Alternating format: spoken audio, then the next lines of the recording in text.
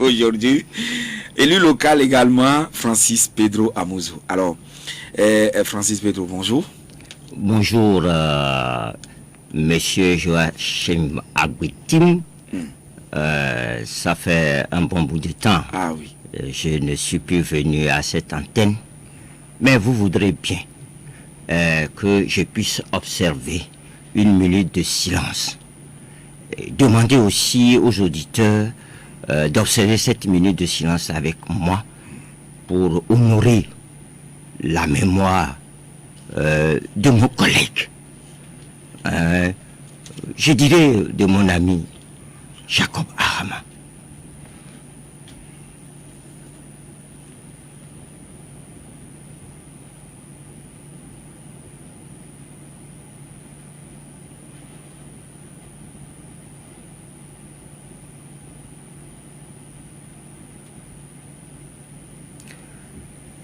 Que Dieu Tout-Puissant lui accorde le repos éternel.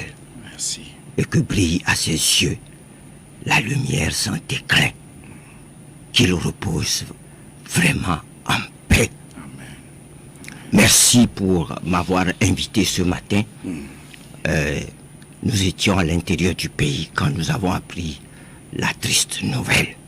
Nous étions à faire comme nous faisons toujours, essayer de réveiller nos structures de base et suivre le recensement dans la 3e zone.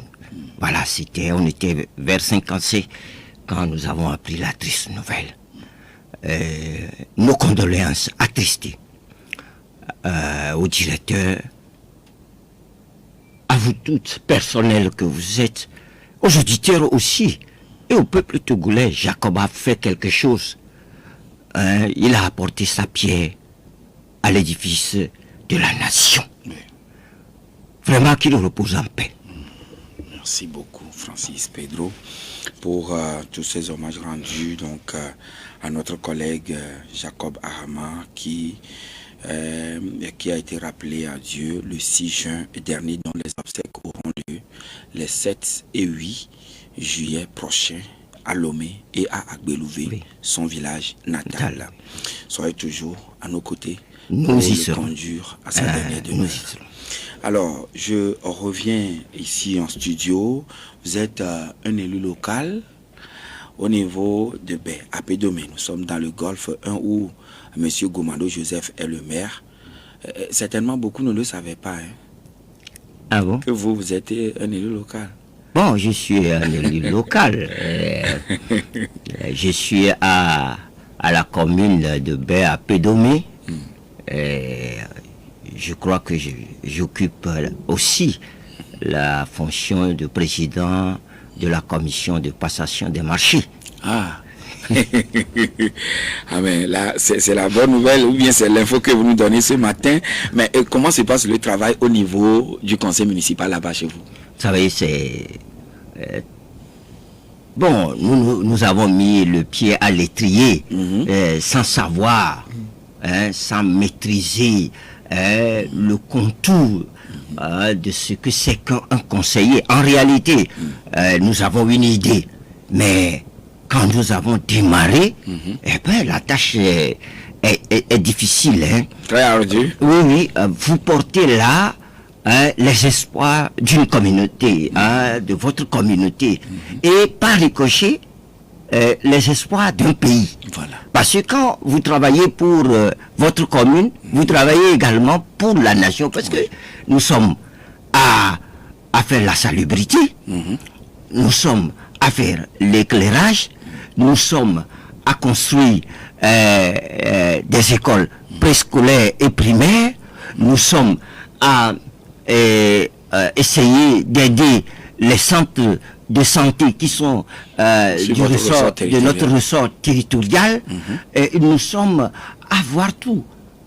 tout à l'heure, vous avez parlé des veuves. Nous nous occupons également de tout ça. Nous nous occupons de la jeunesse. Des artistes, des artisans, etc. Il y a beaucoup de choses. Oui, mais votre mairie est l'une des plus dynamiques et actives sur le terrain. Est-ce à dire que le développement et le bien-être des populations constituent votre credo, votre cheval de bataille aussi, je dois le dire. Au fait, c'est le devoir d'un conseiller municipal de travailler pour le bien-être de sa population. On n'est pas élu, la loi même dit que c'est bénévole. Oui. Le conseiller municipal n'est pas payé pour le travail qu'il fait. Mais je vous assure, si vous assistez à nos sessions, le débat au conseil, c'est rude, hein, mais... Parfois houleux. Ou pas, oui, disons, est-ce que c'est houleux? C'est que lorsque les idées s'entrechoquent, j'aime à citer Bachelard, la vérité est fille de la critique et de la discussion, n'est-ce pas? Donc, c'est un travail, c'est une alchimie qu'on met en branle et pour le moment, je pense que tout va bien. Ah oui. Pour le moment, je dirais. Vous arrivez à gérer les incompréhensions, à surmonter les quelques difficultés. Aussi. Ce qui est essentiel, c'est qu'est-ce que nous faisons pour la communauté. C'est ça qui est important. Vous savez, moi, je me plais même à marcher à pied, à aller voir de mes propres yeux, à toucher du doigt les choses pour que au conseil je puisse adroitement amener le conseil à faire ci, à faire ça, pour améliorer les conditions. Ce n'est pas encore totalement ce que nous voulons, étant entendu que notre budget est limité. C'est pas avec 2 milliards 300 on peut s'occuper d'une population qui fait à peu près 400 000 habitants, vous savez. Mais le peu que nous avons, nous avons essayé. Nous avons essayé. Ce n'était pas facile. Il fallait mettre en place des structures et ainsi de suite. Voilà ce que nous faisons. Mais tout porte à croire que vous avez abandonné, je crois, le boulevard des Apôtres, hein, c'est-à-dire le rond-point de Atchikboudji. Quand vous arrivez, voilà, sur le boulevard circulaire là, il y a accès pour venir au marché de Bain. Il n'y a pas que le boulevard, ce boulevard que vous citez. Il y en a d'autres. Vous savez, on ne construit pas une route avec 2 milliards. C'est très difficile, hein. Nous essayons de faire ce que nous pouvons. Et vous n'êtes pas sans savoir que nous avons payé des engins pour aider tant soit peu les populations. Au moins faire le reprofilage de certaines rues pour permettre que la circulation soit assez fluide. Nous sommes dans une zone inondable, il faut le reconnaître.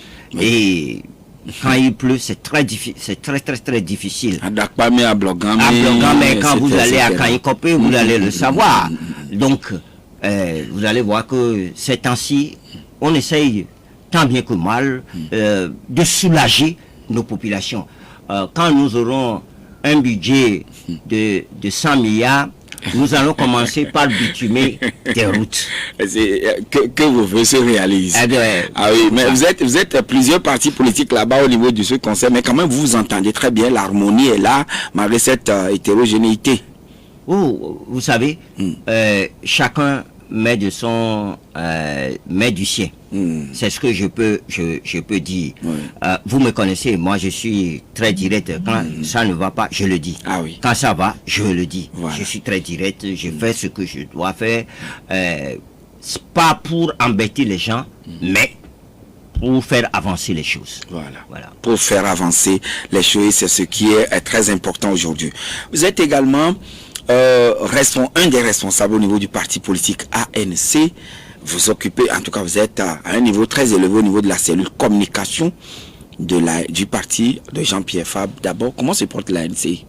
Je crois que de mieux en mieux, nous nous portons bien. Ah, d'accord. Vous savez, au sortir des élections de 2020, avec tout ce que nous avons reçu, on nous a traités de tous les noms. Mais nous nous sommes dit, personne ne nous a demandé de créer un parti politique. Nous l'avons créé, nous faisons ce que nous devons faire. Quoi que les gens disent, nous devons. C'est pour cela que nous ne cessons de prendre le terrain. Je viens de vous dire que vous nous étions encore dans le nord, de Blita jusqu'à Saint-Cassé. En passant par, je ne peux pas vous dire Takmemba, Sadori, et en passant par ces localités-là pour pouvoir voir de nos propres yeux, puisque nous avons des structures là-bas. Donc, nous avons repris notre travail, remobiliser la population vers l'essentiel, en commençant par remettre en ordre de bataille nos structures. C'est ce que nous faisons. Aujourd'hui, nos structures marchent très très bien. Nous sommes même surpris dans certaines localités de voir la vivacité des militants qui animent ces structures-là. Donc vous redoutiez entre-temps qu'ils allaient, que quelque chose les aurait émoussés? Non. Ou bien peut-être la présidentielle de 2020 les aurait émoussés? Nous ne doutions pas. Mais vous savez, lorsque on vous bassine, on dit des choses qui sont inexactes sur vous et que on le dit avec beaucoup d'assurance et humain nous sommes, ça agit toujours. Mais au-delà de ça, il faut garder son calme. Oui. C'est ce que l'ANC a fait. Garder son calme. Et se dire, qu'est-ce que je dois faire? Et c'est ce que nous faisons. Nous ne cessons d'aller sur le terrain. Notre point fort, c'est le terrain. Aller voir par nous-mêmes et essayer de trouver des solutions. C'est de cela qu'il s'agit. Hein? Et justement, vous êtes allé sur le terrain pour pouvoir constater de visu comment se déroulait le recensement électoral, notamment dans la zone 2 et 3. Alors, Francis Pedro Amouzou, est-ce que l'ANC est satisfaite du recensement électoral qui vient de finir, c'était le 14 juin dernier, ou elle est mécontente vis-à-vis de tout ce qui a eu lieu? Tout à l'heure, dans votre édition, vous l'avez annoncé. L'ANC, le 23 juin dernier, a sorti une déclaration dans laquelle elle a encore fait l'état de la situation. Et en 3 ans, très bien ce qui s'est passé dans la zone 3, ce qui s'est passé dans la zone 2 et dans la zone 1. Voyez-vous, dans la zone 3, mais il fallait voir par vous-même l'enregistrement ou l'enrôlement des mineurs, l'enrôlement des étrangers. Nous l'avons vu. Je peux vous montrer des images. Je n'affabule jamais. Je peux vous montrer des images. Nous avons interrogé certains mineurs dans les rangs. Et quand vous leur demandez, j'ai 11 ans, j'ai 12 ans, alors que la loi... bon? Je vous le dis. Ils étaient dans les rangs? Ordre de qui? Je précise. Oui. Je donne un exemple précis. Oui. EPP Timbou, dans la préfecture de Saint-Cassé. Nous avons vu, de par nos propres yeux, et quand nous avons posé la question à ces fillettes-là, voilà ce que nous avons eu. 12 ans. 12 ans. 12 ans. Et nos collègues étaient là pour voir. Oui, mais maintenant, là où c'est encore plus précis, c'est que ce sont les directeurs d'école qui étaient à la manœuvre. Ces directeurs d'école amènent un lot je vous le dis très clairement, et je donne des précisions. Dans la COSA, au CEG Tamdek, et à Pia, au lycée de Pia, je dis bien les choses, je n'affabule jamais. À l'ANC, nous documentons ce que nous disons. Toujours. C'est de la documentation et des images sont là. Oui, mais quand vous parlez peut-être du lycée de Tomdé, c'est au centre-ville de Kara, mais oui, comme Pia également de l'autre côté.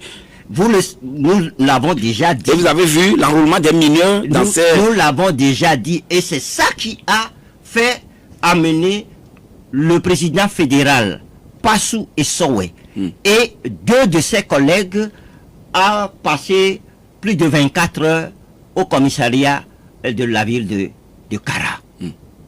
Ils étaient là, ils étaient nos délégués et nos superviseurs sur le terrain. Et à chaque fois qu'ils constatent que c'est des mineurs, ils réagissent en suivant la loi, c'est-à-dire l'article 33 du code électoral. Donc, ils étaient à dire, écoutez, vous ne pouvez pas enregistrer tel et tel. Finalement, M. Passou a été, je dirais, invité par le président de la série pour lui faire dire de cesser d'arrêter l'enregistrement des mineurs. Sinon, il sera poursuivi pour trouble à l'ordre public. Bon. Et M. Passou de lui dit, non, je ne suis pas un observateur, je suis un délégué du parti selon la loi. Et en tant que citoyen, j'ai le droit de faire respecter la loi. Finalement, il a quitté.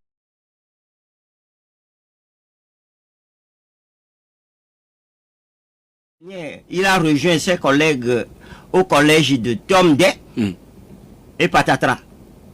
Et on est venu l'interpeller? Non, il y avait une mineure qui allait s'enregistrer. Et un des collègues de Passou dit, mais non, vous n'avez pas 18 ans. La fille allait s'enregistrer, a aussitôt fait observer la loi, a demandé à la fille, est-ce que vous avez une identité, une carte d'identité ou quelque chose qui peut prouver que vous avez 18 ans?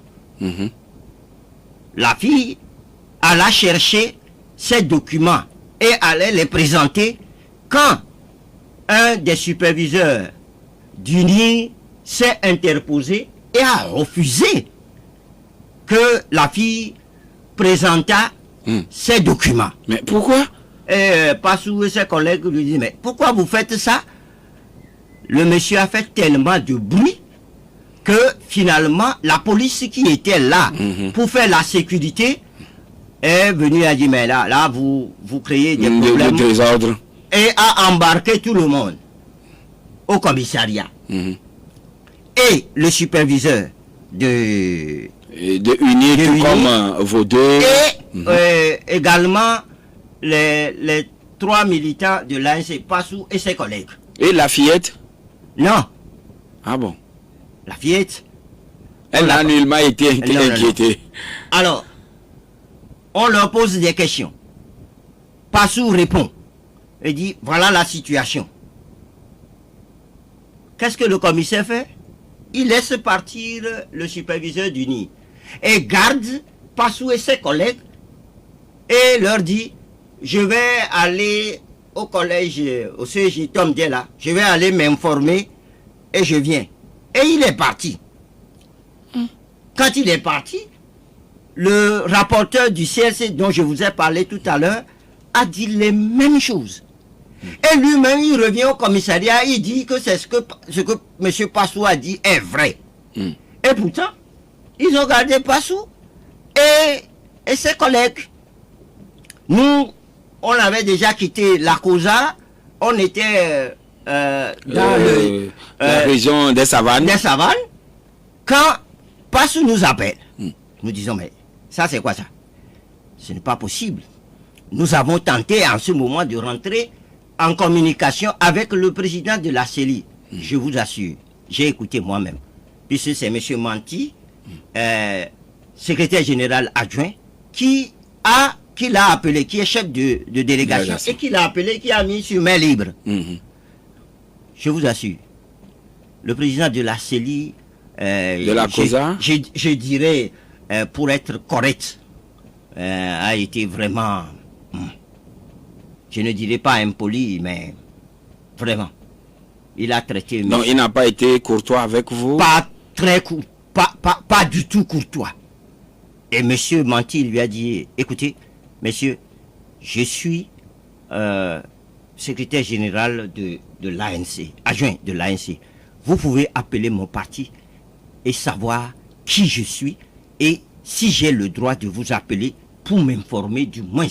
Je suis superviseur national sur le terrain. Par rapport au recensement. Voilà, je suis sur le terrain. Et M. Mantier est également président de la sous-commission opération électorale. C'est comme ça chez nous. Nous avons, les élections ont une importance, nous avons une grande commission électorale et dans cette grande commission électorale, il y a la sous-commission opération électorale, la sous-commission communication, la sous-commission campagne électorale et ainsi de suite. Voilà. Nous avons tout ça. Donc, c'est à ce titre-là qu'il a appelé le magistrat, disons, le président de la CELI. Et finalement, vous avez pu obtenir la libération de M. Passou, dont vous parlez. C'est que je vous ai dit qu'ils ont passé plus de 24 heures là-bas. Nous avons dû donner des coups un peu partout. Nous avons appelé la CENI, un membre de la CENI, nous avons appelé un certain nombre de choses, nous avons mis à contribution un certain nombre de réseaux, on dirait. Très vite. Et finalement, ils étaient là le jeudi. Finalement, c'est le vendredi, vers 16h30, que finalement, M. Passou nous appelle qu'ils sont libérés. Voilà comment les choses se passent. Si nous n'étions pas sur le terrain, nous ne savons pas ce qui allait se passer. C'est parce que nous étions sur le terrain que nous avons pu agir. Oui, maintenant, au niveau de Saint-Cassé, là où vous étiez présent et vous aviez dit tout à l'heure que vous-même, vous avez vu un directeur, entre guillemets, puisque c'est vous qui le dites pour le moment, aurait aligné des enfants pour venir se faire enrôler. C'est pas seulement là-bas, je dis un peu partout. Ils étaient à la manette. Qu'avez-vous pu faire? Qu'est-ce que le directeur en question, ou bien les directeurs vous auraient dit, peut-être le président de CRV, président de CLC, etc., etc. Nous avons intervenu au niveau des CELI. Je vous donne encore un exemple. Dans la région centrale, dans la commune Tchaoudjo 3, à Agoulou, le maire, je dis bien le maire et le chef canton, eux, ils ont décidé de laisser le code électoral de côté et ils ont dit que à Agoulou là, le recensement va se faire quartier par quartier, avec le souci de laisser en rade certains quartiers que eux ils jugent pas favorables pour le parti. Je vous le dis, quand nous avons appris ça, des chefs, nous sommes allés à la CELI concernée, à Sokodé, pour dire au président de la CELI, arrêtez ça tout de suite. C'est pas ce que le code électoral a dit. Vous arrêtez ça tout de suite. Malheureusement, on n'a pas trouvé le président de la CELI. Nous l'avons joint au téléphone. Et nous lui avons dit, vous devez.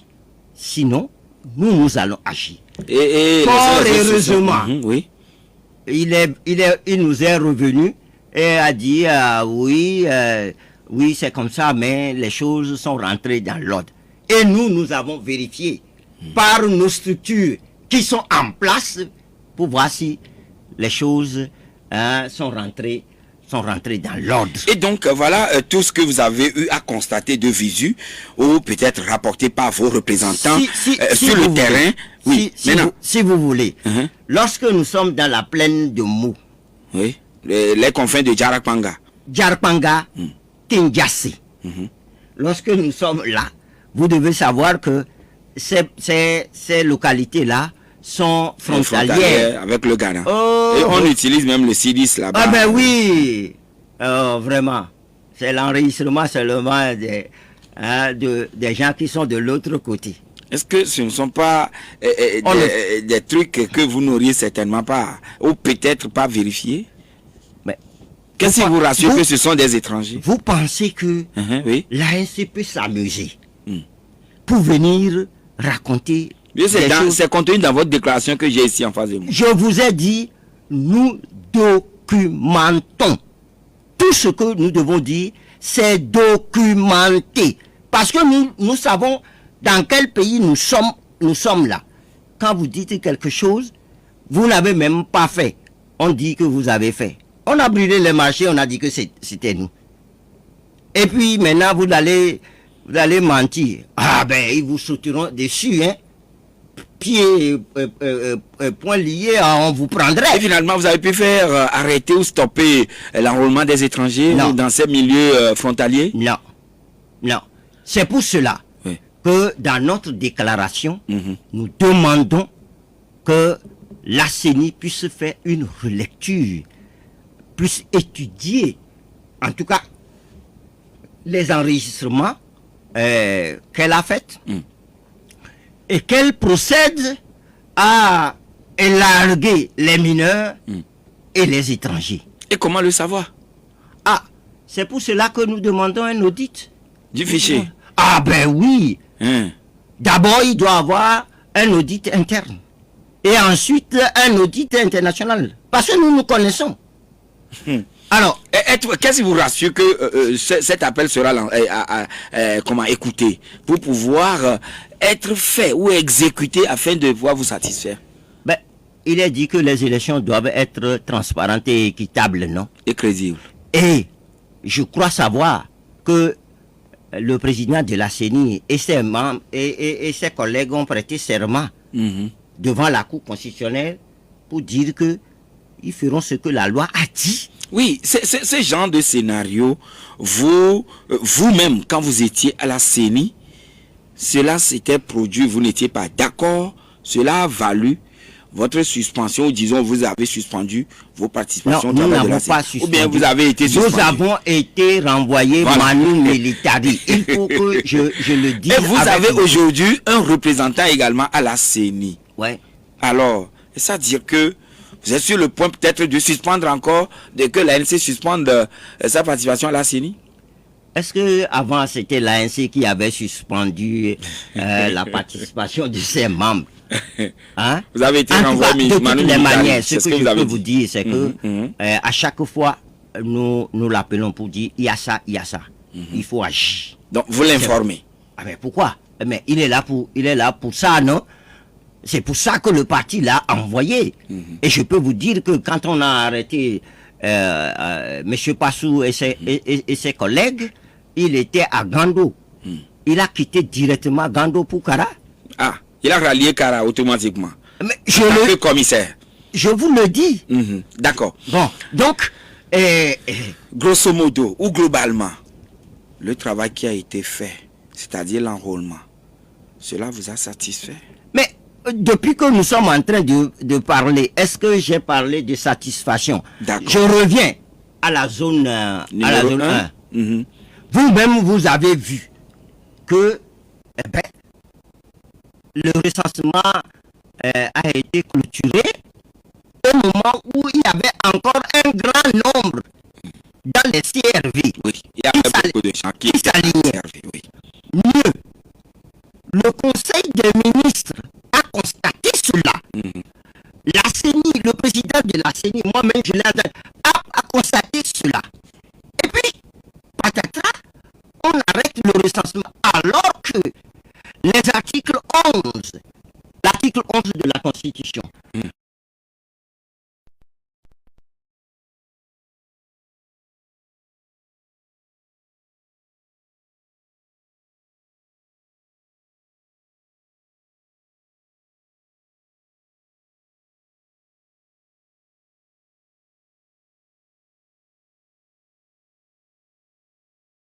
Le Santé du Peuple, la CPP, bien, vous êtes très nombreux, les partis politiques, à demander ou à réclamer la reprise de l'enrôlement des Togolais en âge de voter dans la zone 1. Oui. Voilà que le président de la CENI a laissé l'adverbe définitivement terminé dans son test du 22 juin. Le président de la CENI n'a pas ce droit.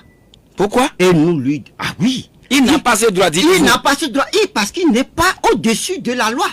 Mais c'est lui qui est le président de cette institution. Il est président de l'institution pour suivre la loi et faire respecter la loi. C'est de ça qu'il s'agit. Alors, si le président de la CENI veut que nous rentrions dans quelque chose... Dans un bras de fer? C'est vous qui le dites, je le lui dis. Quand on est secrétaire exécutif d'un parti politique, on ne grugit pas les autres. Je dis, quand on est secrétaire exécutif un secrétaire exécutif adjoint d'un parti politique, on fait en sorte que les autres partis puissent... Voilà, nous allons revenir tout à l'heure, Francis Pedro Amouzou, sur cet aspect, votre appel. Si cela n'est pas entendu, qu'est-ce que vous, tous ces partis-là qui appelaient encore à la reprise du Rwanda, la commune Golfe 1, alors Francis Pedro, je vous posais la question tout à l'heure, vous êtes nombreux, les partis politiques, à aller dans cette logique, disons, en disant, il faut réorganiser ou bien reprendre le recensement électoral dans la zone 1. Mais voilà, la CENI vous a coupé l'herbe sur les pieds en disant il n'aura plus cette élection-là si je maintiens l'adverbe définitivement terminé. Ou bien l'expression définitivement terminée. Et vous disiez tout à l'heure que il n'a pas ce droit-là, le président de la CENI. Il n'a pas ce droit. Pourquoi vous dites cela? Il n'a pas ce droit parce que la loi ne le lui permet pas. Je viens de citer entre-temps l'article 11 de la Constitution, l'article 44-45 du Code électoral. C'est-à-dire, le citoyen qui remplit les conditions prévues par la loi doit se faire enregistrer. Quand il est là, il se déplace pour se faire enregistrer. Nul, c'est la loi qui le dit, nul ne peut lui refuser d'être enregistré. C'est son droit le plus absolu. Et refuser de l'enregistrer, c'est violer ses droits. C'est ce que la loi dit. Malheureusement, dans notre pays, c'est là notre dada. Le gouvernement ne respecte jamais les lois de la République. Jamais, je dis bien jamais. Quand bien même ces lois, il les fabrique contre l'opposition, je dis bien les choses, eh bien, il ne les respecte pas. Non, mais dire que la loi est fabriquée ou bien faite contre l'opposition, c'est trop dire, Pedro. Je vais vous dire une chose. La loi est impersonnelle. Non, je donne toujours des exemples. Je dis nous sommes toujours documentés. La loi sur le statut de l'opposition. Qu'est-ce que cette loi-là dit? Cette loi-là dit que l'opposition s'entend parlementaire. C'est une loi parmi tant d'autres. Ah bon? Ah, donc, parce que c'est une si loi... on prend par exemple la loi disant une loi qui interdit de coucher avec les petites filles élèves, est-ce que c'est orienté contre X ou Y? Là, vous venez, monsieur Agbetim, de dire quelque chose qui peut vous retourner, rebondir à la figure. Par exemple, allez demander ceux qui font ce jeu-là, qui sont friands des minettes. Allez demander. Vous allez en trouver quelque part. Donc, n'allons pas sur ce chapitre-là, je le dis, et tout le monde sait qu'on ne respecte pas la loi dans ce pays. Alors, est-ce que la loi n'a pas prévu que les gens fassent des manifestations? On n'interdit pas aux gens de faire des manifestations. Tout à l'heure, vous n'avez pas dit qu'on a refusé à des partis politiques de faire des manifestations? C'est tout à l'heure dans votre édition. Il devrait se retrouver dans un enclos je vous le dis. À 2 reprises. Ça, c'est un exemple? C'est la vérité de la palissade, non? Tout le monde sait ça, non? Donc, laissons ça, l'essentiel. Revenons à la CENI devra revenir. Pourquoi nous disons cela? Oui. 1. La zone 1 constitue presque la moitié de la population togolaise. C'est sur la base du recensement électoral qui a eu lieu. Sur la base du recensement général. Voilà. Les RHDP, c'est ça, non? 5. Recensement général. Eux-mêmes, ils ont dit que ça fait à peu près 3 800 000. Et moi, je dis que c'est plus. 3 800 000. Et ils disent que ceux qu'ils ont recensés là, ça fait 8 millions quelque chose. 3 800 000 au côté de 8 millions. Vous voyez à peu près, c'est la moitié. C'est la moitié. Pratiquement la moitié. La moitié de la population togolaise. Donc, si la CENI s'obstine à ne plus revenir enregistrer les citoyens qui sont là, c'est que c'est la CENI qui fait du désordre. Mais oui, c'est la CENI qui refuse à des citoyens d'être sur la liste électorale. Et voilà, la DMP appelle vous tous, partis politiques qui avaient pris, en tout cas ces décisions-là, qui êtes dans cette logique d'être en une synergie d'action pour défendre le droit de vote ou bien le droit des citoyens de se faire enrôler. Vous savez, oui. Est-ce qu'il faut toujours, être coincé quelque part pour dire quelque chose qui est bon et vrai et bien pour la nation? Hein? Pourquoi on veut toujours mettre les partis politiques dans un carcan? Carcan? Mais je vous le dis. Peut-être un creuset. Ah, un creuset. Nous avons vu ce que le creuset national a causé ici. Hein, le parti État, nous l'avons vu. Hein. En tout cas, en ce qui concerne l'ANC, oui. Nous ne pensons pas, et c'est sérieux, hein, nous ne pensons pas que la stratégie électorale, une stratégie électorale qui consiste à désigner des candidats uniques ou un candidat unique, c'est ça qui va nous aider à faire face aux problèmes que nous avons là, c'est-à-dire le cadre électoral. Parce que ce que nous disons là... Plus vous êtes unis, plus vous serez forts, n'est-ce pas? Je vais dire ça en notre langue, pour que les auditeurs comprennent bien. Les anciens de chez nous, les anciens là, ils disent « Benodou » et « Donhuadoto ». Ils n'ont jamais dit « Bossousou » et « Donhuadoto ». Vous pouvez être nombreux, mais ne pas vous entendre. Et c'est ce qui s'est passé depuis longtemps au Togo. Il ne faut pas continuer par faire les mêmes choses tout le temps et qui créent des problèmes. Oui, moi je peux vous donner beaucoup d'exemples. Là, c'est que vous devez vous asseoir quelque part ou bien prendre langue entre vous avant de vous comprendre et vous aligner sur un point donné. Je peux vous le garantir que au Togo là, Minodou là, ça veut dire soyez plus proche du poignard. Pour qu'on vous poignarde. C'est comme ça au Togo. C'est comme ça que vous le prenez. Nous disons les choses maintenant très clairement. Depuis le Conseil national que nous avons organisé, nous disons les choses maintenant très clairement. Ah d'accord. Nous ne sommes contre personne. Mais vous n'êtes plus dans la logique de coalition ou de regroupement. Attendez. Nous ne sommes pas contre des regroupements. Oui. Mais nous disons que pour faire un regroupement aujourd'hui là, nous devons bien réfléchir avant de le faire. Et seul vous pourrez? Mais pourquoi vous dites ce que vous dites là? C'est Dieu qui vous a dit que une seule personne ne peut pas ou bien plusieurs personnes ne peuvent. Non. D'accord. L'exercice n'est pas à ce niveau. D'accord. L'exercice est de faire... Qu'est-ce que nous faisons? Tout à l'heure, vous dites que tout le monde, tous les partis politiques demandent qu'on revienne. Est-ce que ce n'est pas bon? D'accord. Alors maintenant, c'est que vous devez vous mettre en synergie, raison pour laquelle peut-être pour harmoniser et dire vous prenez ce point, tel prendra tel point, tel aspect, etc.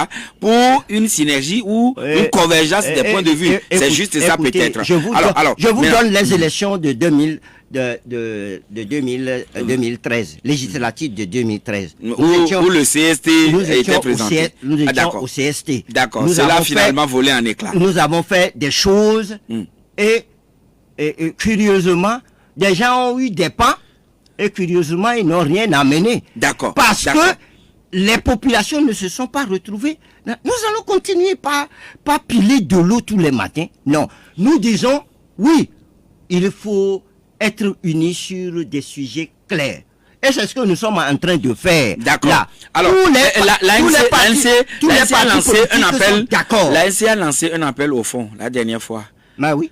La DMP en a lancé aussi. Finalement, c'est la nouvelle trouvaille ou quoi? Non. Nous faisons ce que nous devons faire. Et pourquoi nous devons le faire?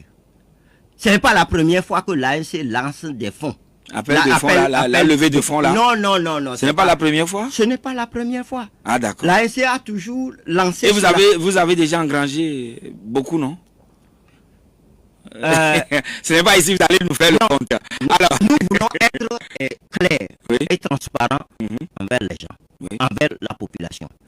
Nous avons mis en place des plateformes. Si quelqu'un nous donne quelque chose, ça figure sur la plateforme. Tel nous a donné temps, à X temps. À Y temps, il nous a encore donné ça. Tout ça là-bas se figurer. Comme ça se passe de manière publique lors des cérémonies funèbres de certaines communautés dans notre pays. Alors, c'est ce que nous avons fait lors des obsèques du vice-président. Monsieur Amouzo, les élections régionales et les législatives s'annoncent. Doit-on les coupler? Nous, qu'on les couple ou qu'on ne les couple pas, nous sommes dedans. Et vous les préparez avec minutie. Mais je vous ai dit tout à l'heure que nous avons une grande commission depuis l'année dernière. Nous avons une grande commission électorale. On a une grande commission électorale pour faire quoi? Ah d'accord. Pour aller danser à la plage. Docteur Kwessan appelle déjà à une cohabitation concertée. Comment l'avez-vous accueilli chez vous? Ça, c'est le parti santé du peuple. Nous ne savons pas sur quoi il se base pour dire ces choses-là. Nous ne le savons pas. Nous ne le critiquons non plus. Bon, il a ses idées. C'est ce que les tests, la Constitution dit. Tu parles librement. Tu t'exprimes librement. Monsieur Kwessan s'est exprimé librement. Maintenant, nous ne savons pas ce qu'il y a en dessous de ça. Donc, nous n'allons pas... Mais êtes-vous dispo quand même à l'écouter? Peut-être s'il sollicite à vous rencontrer? Mais est-ce que nous avons jamais refusé à quelqu'un de venir nous concerter? Mais est-ce que vous savez que les gens nous concertons tout le temps? Pas seulement que les gens viennent nous voir, nous aussi nous voyons les gens tout le temps. Vous ne le savez pas, mais ça se fait. Voilà. Nous nous rencontrons, nous nous disons des choses. D'ailleurs, je crois que c'est ça qui est bien, que de nous mettre dans un carcan. Il faut Vous maintenez toujours le mot carcan. Il faut définitivement que le peuple togolais comprenne que tous ceux qui racontent ces choses-là, Dukpo Milano, c'est un faux problème. Je le dis avec beaucoup de... Parce que nous avons des expériences depuis 90. Des expériences depuis 90. Faisons les choses maintenant pour satisfaire tout le monde. Il faut évoluer en singleton aujourd'hui avec un travail de fourmi sur le terrain. Pourquoi vous dites qu'il faut évoluer en singleton? Dans un pays, vous avez jamais vu quelqu'un évoluer singleton? On va maintenant permettre aux auditeurs qui voudront aussi intervenir d'appeler sur le 92 02 80 63. On va juste recevoir 2 personnes pour vous permettre de leur apporter peut-être des éclairages. Alors, Monsieur Pedro, la dernière fois, vous n'étiez pas, votre parti n'a pas pu organiser son congrès. Mais un délai de 30 mai était prévu par la nouvelle charte des partis politiques. Oui, allô. Mais avant, il y a un auditeur qui est allé. Allô? Oui, bonjour. Bonjour, Monsieur Pelé. Oui, oui. Directement, allez à la question pour permettre à Monsieur Pedro de vous répondre. Ok, bon. Je termine de ce Pedro. Bon, tout à l'heure, dit Benodi et Donahunguito. Et ça, il faut être ensemble. Mais quand on est ensemble là, il faut travailler ensemble. C'est-à-dire, les solutions, le problème est quoi? Il faut pas tenir ensemble, mais ne définir rien pour gagner l'élection avant de gagner le pouvoir. On gagne l'élection, mais comment s'attendre pour gagner le pouvoir? C'est ça qui est l'important. D'accord, merci. Et le deuxième pour boucler la boucle. Auditeur en ligne avec nous, bonjour. Oui, monsieur Jacquin, bonjour. Oui, monsieur Sylvain, Oui. votre question. Maintenant, ils ont les preuves de ce qu'ils avancent concernant l'enregistrement, le recensement. Bon, leur prochaine étape. D'accord. Alors, monsieur Pedro, Francis Amouzou, vous avez détecté des choses sur le terrain par rapport à l'enrôlement. Je voudrais... La prochaine vous étape. avez posé une question avant que les... Oui, sur... revenez à la question, je vais répondre à cette question. La charte des partis politiques, nouveau format, impose que chacun organise, ou bien chaque parti organise un congrès au moins en 5 ans, ou chaque 5 ans. Vous savez, Oui. l'ANC n'est pas né de la dernière pluie. L'ANC faisait ça depuis. L'ANC faisait son congrès normal depuis. Donc ce n'est pas la nouvelle loi qui impose à l'ANC de faire son congrès. L'ANC fait toujours son congrès. Au départ, c'était 3 ans. Mais quand nous avons refait, c'est maintenant 5 ans. Le dernier congrès que nous avons fait, c'est en 2019. Le prochain congrès qui nous attend, c'est en 2004. Nous respectons 2024. Nous respectons nos tests. D'accord, c'est clair maintenant. Donc, oui. Alors, vous pas pour faire des congrès, mais nous faisons des congrès. Vous avez constaté beaucoup de choses sous forme d'irrégularité ou d'anomalie sur le terrain. Quelle sera la prochaine étape? Mais nous avons déjà commencé la prochaine étape. C'est pourquoi le 23 juin dernier, nous avons sorti une déclaration que vous avez lue ici tout à l'heure. Nous avons même écrit au gouvernement. Avant la déclaration, nous avons écrit au gouvernement. Donc vous avez saisi le gouvernement? Nous avons saisi le gouvernement pour lui dire, vous devez, voici la loi, vous devez. D'accord. Alors Pelé dit, quand on est ensemble, il faut travailler ensemble. Et c'est ainsi que vous allez pouvoir gagner le pouvoir. Excusez-moi pour la théologie. Monsieur Pelé parle très bien.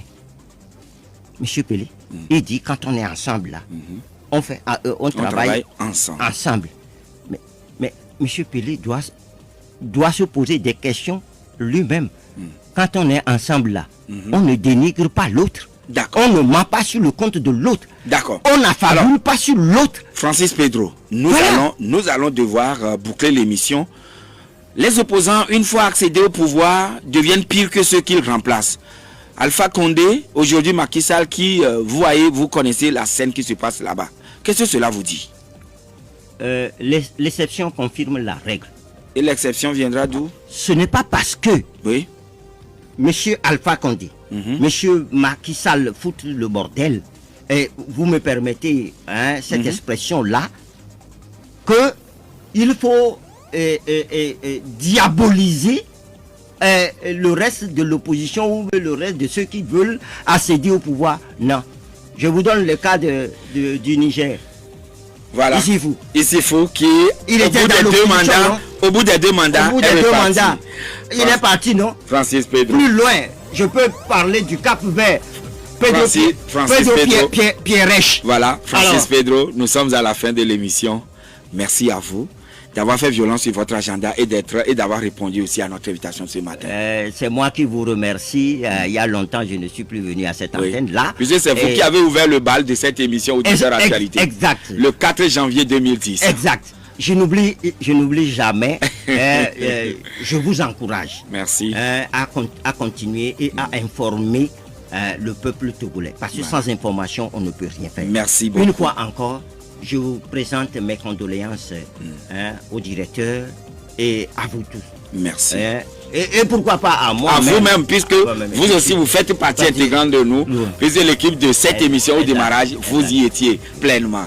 Merci beaucoup. Voilà, c'était à l'instant Francis Pedro Amouzou, un des responsables du parti politique ANC. Il est élu local au niveau de BAP Domé, commune Golfe 1, Kokou parisien. Merci à vous, Claudia Dinon, Amjoy Allah. Merci à vous tous. Moi, je suis Joachim Agbetim. Tout à l'heure à 9h, NSI Nakogo va vous retrouver pour le journal en éveil. N'oubliez pas, 13h, nous sommes là, 18h également. Bonne journée à toutes et à tous.